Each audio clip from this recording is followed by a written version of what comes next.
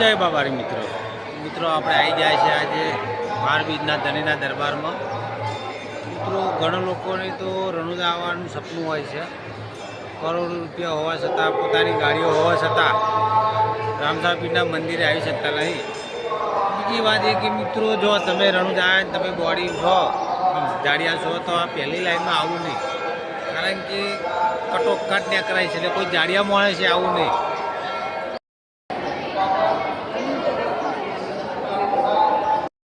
समाधि समिति की हार्दिक स्वागत करती है। यात्रीगण सूचना की ओर ध्यान दें।